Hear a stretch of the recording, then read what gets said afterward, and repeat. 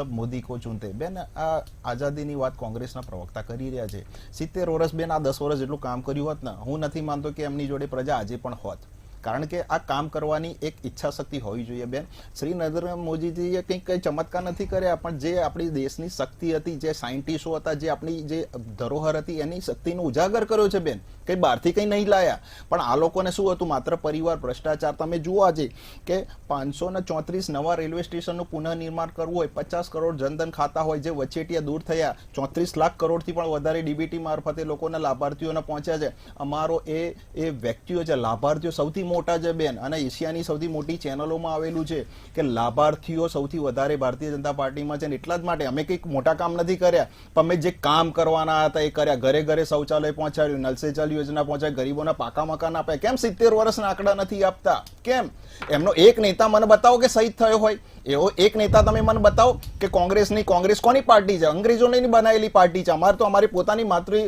માતા છે અમારી પાર્ટી અને એટલા જ માટે અમે 1960 થી માંડીને જનસંઘથી માંડીને આજ દિન સુધી અમારા કોઈ એજન્ડા નથી ચેન્જ થયા કેમ એમના એજન્ડા ચેન્જ થાય છે કેમ અમને નાની નાની પાર્ટીઓના ગઠબંધન રહેવું પડે છે કેમ આજે આપ પાર્ટીમાં અહીંયા ગઠબંધન કરે છે અને દિલ્હીમાં નથી કરતા પંજાબમાં નથી કરતા કેમ કારણ કે અમને લોકોના સાથ જોઈએ છે ભ્રષ્ટાચારનો સાથ જોઈએ છે બેન આજે એ કેજરીવાલની જે તરફાઈ કરે છે બેન એ જામીન ઉપર બહાર પડ્યા છે